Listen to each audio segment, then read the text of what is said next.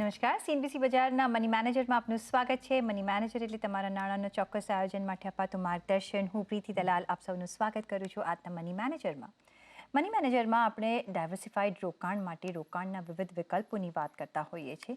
તો આજે આપણે મલ્ટી એસેટ ફંડ અંગે ખાસ ચર્ચા કરીશું. આ ફંડ કઈ રીતે રોકાણકારને ઉપયોગી થઈ શકે છે અંગેની ખાસ ચર્ચા કરીશું. અને આ ચર્ચામાં આપણી સાથે જોડાયા છે ક્રેડન્સ વેલ્થ એડવાઇઝર્સના ફાઉન્ડર અને સીઈઓ કીર્તન શાહ. કીર્તન, ઘણું સ્વાગત છે આપનું. અને અત્યારની જે માર્કેટ સિચ્યુએશન છે, વોલેટાઇલ છે, ઇન્ડિયા વિક્સ આપણે જોઈ રહ્યા છીએ કેટલું એલિવેટેડ છે માર્કેટમાં. આપણે એક બાજુ ઓલ ટાઈમ હાઈસ પણ જોઈ રહ્યા છે. એટલે ઘણા બધા ફેક્ટર્સ અત્યારના માર્કેટમાં પ્લે કરી રહ્યા છે. પણ એક વોલેટાઇલ નેચરનું અત્યારના માર્કેટ છે. એક કહીએ તો થોડુંક માર્કેટ ટેન્સ છે બિકોઝ આપણે જનરલ ઇલેક્શન્સના રિઝલ્ટ્સ અવેઇટ કરી રહ્યા છીએ. તો અત્યારના કઈ રીતના આપણે માર્કેટનું એક એડવાન્ટેજ લઈ શકીએ, કઈ રીતના નિવેશ કરી શકીએ, એ પણ ઇન્વેસ્ટરના મનમાં એક ક્વેશ્ચન હમણાં ઊભો છે. કઈ રીતના મલ્ટી એસેટ ફંડ અહીંયા હેલ્પ કરી શકે છે કોઈ અંશે, અને મલ્ટી એસેટ ફંડ એનું નેચર જો તમે સમજાવી શકો રોકાણકારને. આઈ થિંક સૌથી પહેલા તો તમે બહુ રાઇટલી કીધું છે કે માર્કેટ થોડું ડિસ્કનેક્ટેડ છે જનરલી જેવી રીતે હોય એના કરતાં. કારણ કે આપણે જનરલ માર્કેટ્સમાં આપણે જોઈએ છે કે ઇક્વિટી અને ગોલ્ડ ટિપિકલી નેગેટિવલી કોરિલેટેડ હોય છે શોર્ટ ટર્મમાં. પણ આજે તમે જુઓ છો ગોલ્ડ પણ ઓલમોસ્ટ લાઈફ ટાઈમ હાઈઝ હિટ કરે છે અને ઇક્વિટી પણ લાઈફ ટાઈમ હાઈઝ હિટ કરે છે. એટલે ઘણા બધા ડોમેસ્ટિક ફેક્ટર્સ છે અને ગ્લોબલ ફેક્ટર્સ છે જે થોડું જે ટ્રેડિશનલ એસેટ્સમાં કોરિલેશન છે એને કન્ટિન્યુટીમાં હેલ્પ નથી કરતું. આઈ થિંક આ ટાઈમ પર મારા હિસાબે the best way to invest is કે તમે સૌથી પહેલા તો એક ડાયવર્સિફાઈડ પોર્ટફોલિયો તમારો જે છે એને મેન્ટેન કરીને રાખો. કારણ કે છેલ્લા 12-18 મહિનામાં મિડ કેપ, સ્મોલ કેપ ને ઇન જનરલ ઇક્વિટીઝ અને ગોલ્ડ ઘણું બધું ઉપર જતું રહ્યું છે. તો જેની વજહથી તમારા પોર્ટફોલિયોમાં થોડી ઇમ્બેલેન્સ ડેફિનેટલી થઈ ગઈ હશે. તો તમારા પોર્ટફોલિયોને નોર્મલ તમારા એસેટ એલોકેશન પર ફરીથી લઈ આવો સૌથી પહેલા. અને આજે અગર નવા પૈસા રોકવા હોય તમારે, તો નવા પૈસા રોકવા માટે સ્ટેગર્ડ વેમાં પૈસા રોકો ને એક સાથે. કારણ કે માર્કેટ્સ ભાગી ગયું છે કે ગોલ્ડ ભાગી ગયું છે અને તમને ઓપોર્ચ્યુનિટી નથી મળી, એટલે જમ્પ કરીને બાય કરવાની કોશિશ નહીં કરો. મારા હિસાબે સ્ટેગર્ડ કરીને ઇન્વેસ્ટમેન્ટ કરવું આ સમયે બહુ સારું છે. One strategy that you can actually use, મને એમ લાગે છે કે અગર તમે થોડા કોન્ઝર્વેટિવ ઇન્વેસ્ટર છો અને અત્યારના તમને એમ લાગે છે કે માર્કેટ્સમાં ઇક્વિટી થોડું મોંઘું છે અને આજે તમારે પૂરા લમસમ પૈસા ઇક્વિટીમાં નથી નાખવું, તો તમે મલ્ટી એસેટમાં મારા હિસાબે થોડા પૈસા રોકી શકો છો. મલ્ટી એસેટમાં ટિપિકલી થાય છે કે સેબી રેગ્યુલેશનના હિસાબે તમારે 3 એસેટ ક્લાસીસમાં 10% પૈસા મિનિમમ રાખવા જોઈએ. બાકીના 70% પૈસા તમે ક્યાંય પણ રાખી શકો. એટલે તમે જે મલ્ટી એસેટ ફંડમાં નાખશો એ ફંડ મેનેજરના વ્યૂના હિસાબે 3 એસેટ ક્લાસમાં 10% મિનિમમ હશે, બાકીના 70% એના હિસાબે એને જે એસેટ ક્લાસ સારું લાગશે એમાં રાખશે. હવે આ એસેટ ક્લાસમાં ઇક્વિટી પણ છે, ડેટ પણ છે, કમોડિટી છે, પ્રેફરન્સ શેર્સ છે, રીટ્સ ઇનવીટ્સ છે, ઇન્ટરનેશનલ છે. તો આ બધામાંથી 10% 3 એસેટમાં ને 70% ફંડ મેનેજરને જેમ લાગે છે કે જે એસેટ ક્લાસ સારું થશે એ એસેટ ક્લાસમાં નાખવાનું. એટલે તમે જ્યારે આ ફંડમાં પૈસા રાખશો તો તમને એક બહુ સારું ડાયવર્સિફિકેશન આ ફંડની અંદર જ મળી જશે ને એમાં તમારે નથી કરવાનું. ફંડ મેનેજર પોતાના વ્યૂના હિસાબે જે એસેટ એને સારું લાગે છે એ ડિરેક્શનમાં વધારે ઇન્વેસ્ટમેન્ટ કરશે. ઓકે. તો અહીંયા ઓફકોર્સ એક ડાયવર્સિફિકેશન મળશે અને ફંડ મેનેજર અહીંયા એક કોલ લેશે. બિસાઇડ્સ જે ઓફકોર્સ એમને જે મેન્ડેટરી છે કે 10% એમને એક પર્ટિક્યુલર એસેટ ક્લાસમાં રાખવું જોઈએ. પણ ટેલ મી કેતન, એક આપણે મલ્ટી કેપની ઘણી વાત કરતા હોય છે, બીજું છે એક ફ્લેક્સી કેપ ફંડ.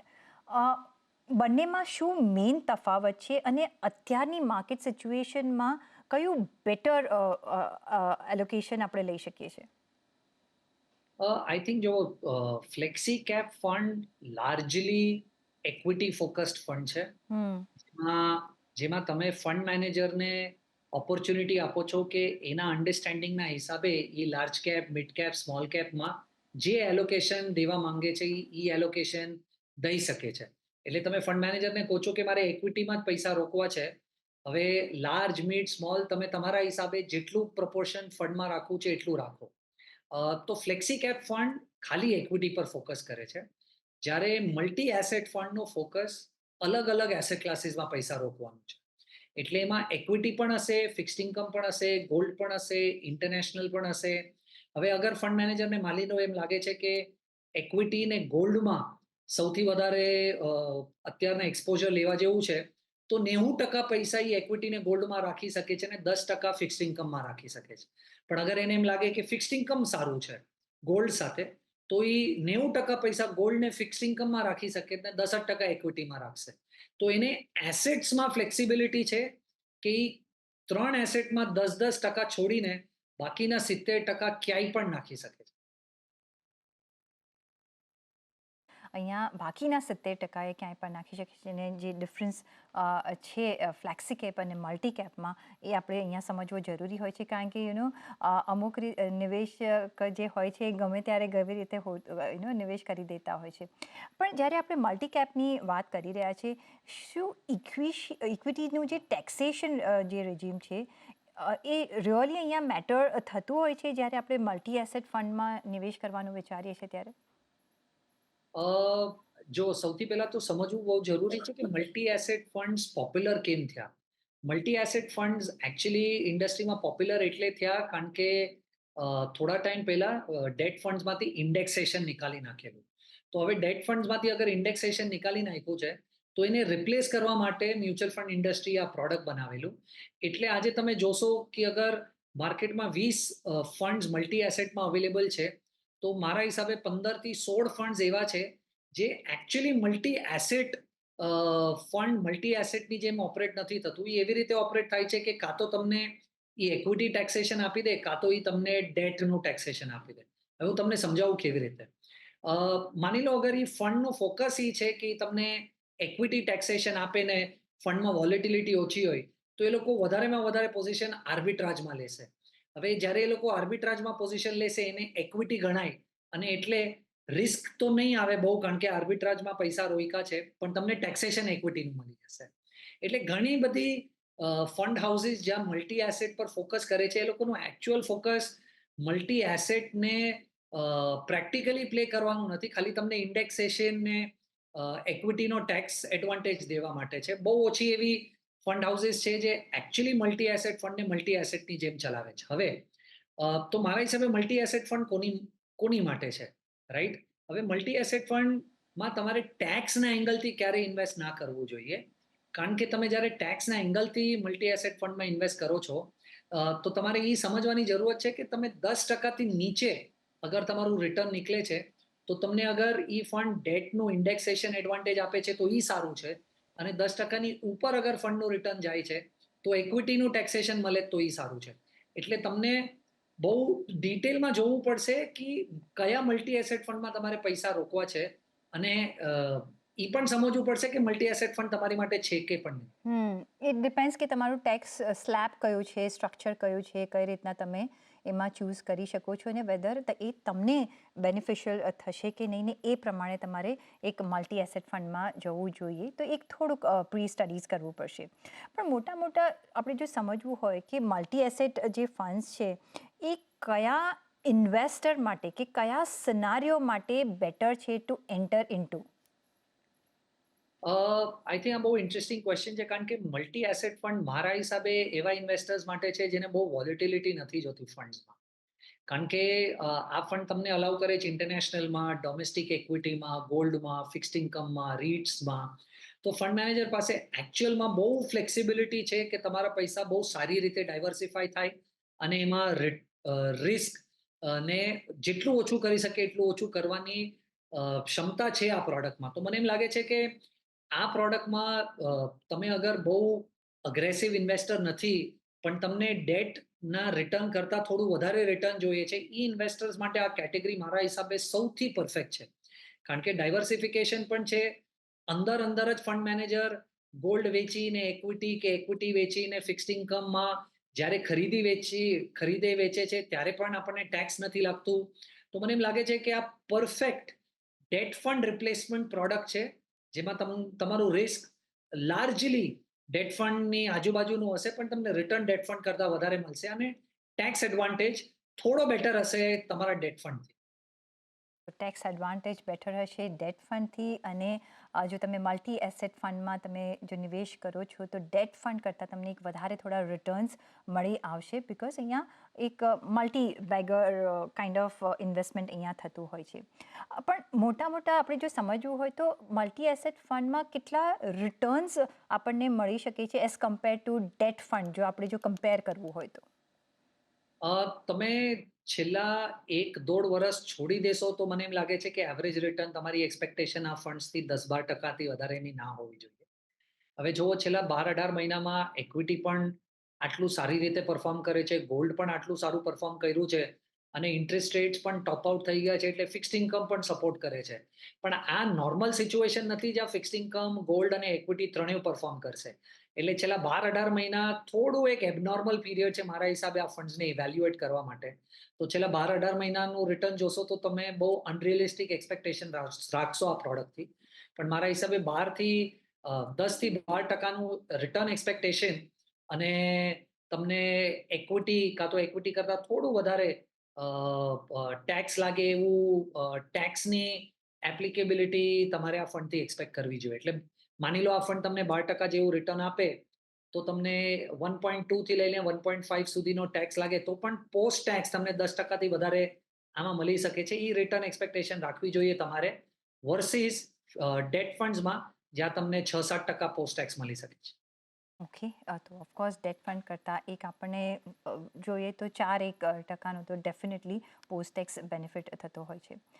પણ હવે કોઈ મલ્ટી એસેટ ફંડ્સ જે તમે અત્યારના રેકમેન્ડ કરવા માંગશો જ્યાં નિવેશ કરી શકાય, અને જે નિવેશક હોય એના કેટલા સમય માટે નિવેશ કરવો જોઈએ, જેથી એ જે રિટર્નનું જે સ્ટ્રક્ચર છે એમને એક સારી રીતે એમને રિટર્ન્સ મળી શકે? મારા હિસાબે તમે અગર આ પ્રોડક્ટમાં આ કેટેગરીમાં ઇન્વેસ્ટ કરવા માંગો છો તો મિનિમમ તમારું ટાઈમ હોરાઇઝન કે ઇન્વેસ્ટમેન્ટ હોરાઇઝન 3 વર્ષનું ડેફિનેટલી હોવું જોઈએ. કારણ કે માની લો અગર તમારું ફંડ બહુ genuinely multi asset strategy follow કરે છે, તો તમને 3 વર્ષનું ઇન્વેસ્ટમેન્ટ હોરાઇઝન હશે તો કદાચ ઇન્ડેક્સેશનનો એડવાન્ટેજ મળી શકે છે આ પ્રોડક્ટમાં. એટલે આ પ્રોડક્ટમાં 3 વર્ષથી નીચેના ઇન્વેસ્ટમેન્ટ હોરાઇઝનથી ના હોવું જોઈએ, પોઈન્ટ 1. અને જેવી રીતે મેં લાસ્ટ ક્વેશ્ચનમાં પણ કીધું, અનફોર્ચ્યુનેટલી ઘણા બધા એએમસીઝ આ પ્રોડક્ટને ખાલી ડેટમાં ઇન્ડેક્સેશન પહેલા નહોતું મળતું એના રિપ્લેસમેન્ટ માટે યુઝ કરે છે. બહુ ઓછી એવી એએમસીઝ છે જે આ પ્રોડક્ટને જેન્યુઇનલી મલ્ટી એસેટની જેમ ચલાવે છે. એટલે મને એમ લાગે છે કે અગર તમારે આ કેટેગરીમાં સિલેક્શન કરવી છે તો તમારે ક્વોન્ટનું મલ્ટી એસેટ અને વ્હાઇટ ઓક કેપિટલનું મલ્ટી એસેટ, આ બે મલ્ટી એસેટ જોવા જોઈએ. કારણ કે મારા હિસાબે આ બે multi asset funds actual multi એસેટની જેમ બિહેવ કરે છે, અને તમને ટેક્સ એડવાન્ટેજ મળે એની માટે આ ફંડ નથી ચલાવતું. જે પહેલો સવાલ આવી રહ્યો છે અજીત દલાલનો આવી રહ્યો છે, કહી રહ્યા છે કે એમણે 10,500નું રોકાણ કોટક ટેક્સ સેવર ફંડ ગ્રોથ એનએફઓમાં 3 વર્ષ પહેલાં કર્યું હતું. શું મારે આ યુનિટ વેચી દેવા જોઈએ? એમનો પહેલો સવાલ છે. જો કે હાલ મને આ પૈસાની એમને ખાસ જરૂરિયાત નથી, તો અહીંયા કન્ટિન્યુ કરી શકાય કે નીકળી જવું જોઈએ? મને એમ લાગે છે કે અગર પૈસાની જરૂરત નથી તો તમારે ના વેચવું જોઈએ, કારણ કે ખાલી એના 3 વર્ષ ખતમ થઈ ગયા છે અને તમે લોકઇનથી બહાર નીકળી ગયા છો, એ કોઈ રીઝન નથી વેચવા માટે. કારણ કે તમને ખબર હોવી જોઈએ કે તમે આ વેચીને આ પૈસાનું શું કરવાનો છો. અગર તમે કન્ઝ્યુમ કરવાના છો આ પૈસા તમારા કોઈ ગોલ માટે તો બરાબર છે, પણ અગર તમે આ વેચીને બીજે ક્યાંય ઇન્વેસ્ટ કરવાના છો તો તમારે એ પણ ધ્યાન દેવું પડશે કે તમે વેચશો ત્યારે તમને કેપિટલ ગેઇન્સ લાગશે, અને બીજે તમે જ્યાં નાખવાનો છો એ ક્યાં નાખવાનો છો એની પણ તમને અગર ક્લેરિટી ના હોય તો મને એમ લાગે છે કે અહીંયા રહેવા દો પૈસા. ફંડ સારું કરે છે. તમારી પાસે અગર ઇન્વેસ્ટમેન્ટ હોરાઇઝન છે તો કન્ટિન્યુ કરો, ફંડને વેચવાની કોઈ જરૂરત નથી. અને ફ્યુચર માટે પણ મારા હિસાબે કે બધા જે આપણને બીજા લોકો જોવે છે એ લોકો માટે પણ તમારે ફંડ ત્યારે જ વેચવું જોઈએ જ્યારે તમને એમ લાગે છે કે ફંડમાં કંઈ ડ્રાસ્ટિકલી રોંગ છે, અને એટલે તમારે ફંડ મેનેજર કે ફંડની સ્કીમ ચેન્જ કરવી છે. કાં તો તમે કોઈ ગોલ જેની માટે પૈસા રોક્યા છે એ ગોલ આવી ગયું છે. પણ અગર આમાંથી કોઈ રીઝન નથી તો ત્રીજો કોઈ રીઝન મારા હિસાબે ના હોવો જોઈએ તમારે ફંડ વેચવા માટે. તો કન્ટિન્યુ કરવું જોઈએ મારા હિસાબે. તો કન્ટિન્યુ કરવું જોઈએ. જ્યાં સુધી ફંડમાં કોઈ મેસિવ ચેન્જ નથી આવતા ત્યાં સુધી ડોન્ટ થિંક ઓફ ઇટ. તમે ઇન્વેસ્ટેડ રહી શકો છો. ઓર અધરવાઇઝ તમારા જો ગોલ્સ અચીવ થતા હોય, જે ગોલના માટે લીધા હોય ને તમારે જો એન્કેશ કરવું તો ઓફકોર્સ તમે કરી શકો છો. અધરવાઇઝ ઇન્વેસ્ટેડ રહેવાની તમને સલામતી દેખાઈ રહી છે. નેક્સ્ટ ક્વેશ્ચન યશ મોદીનો આવી રહ્યો છે. એ કહી રહ્યા છે કે અત્યારના એઆઈજી ઇન્ડિયા ઇક્વિટી ફંડ અને મેગ્નમ ગ્લોબલ અને મેગ્નમ મલ્ટીપ્લાયર 93માં એ રોકાણ કરી રહ્યા છે. આ રોકાણ યોગ્ય છે? અહીંયા ઇન્વેસ્ટેડ રહી શકાય? યશજી, મને એમ લાગે છે તમે બહુ ટાઈમથી તમારું પોર્ટફોલિયો જોયું નથી. એટલે બહુ ટાઈમ એટલે કદાચ વર્ષોના વર્ષોથી.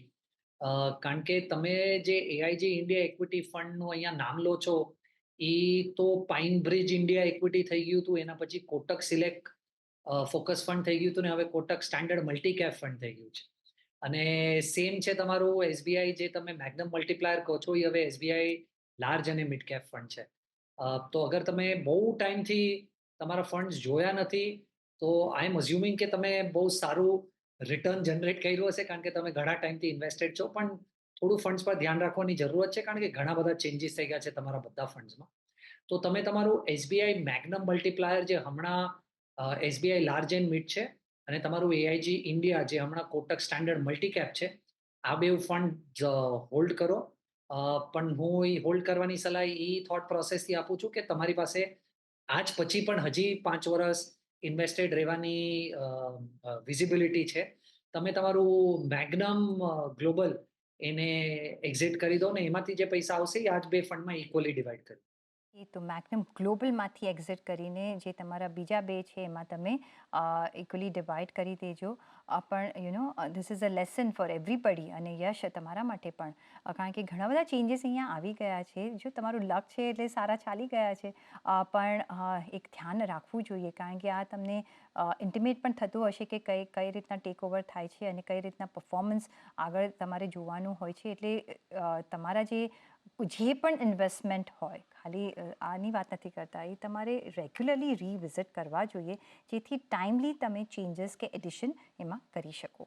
નેક્સ્ટ સવાલ પર આપણે જઈએ, અને અમિત વાઘેલાનો નેક્સ્ટ સવાલ આવ્યો છે. હાલની માર્કેટની સ્થિતિ માટે જો ઇન્ડેક્સ ફંડમાં રોકાણ કરવું હોય તો એક ગુડ ઓપ્શન બની શકે?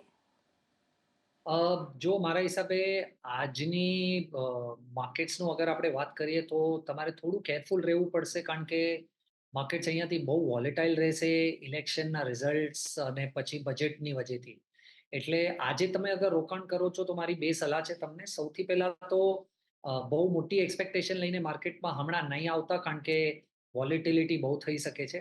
એટલે આજે પૂરા પૈસા એક સાથે નહીં રોકતા. મારા હિસાબે અગર તમે સ્ટેગર કરશો આ પૈસાને, તો તમે સારી રીતે થોડું એવરેજ આઉટ કરી શકશો તમારા ઇન્વેસ્ટમેન્ટને.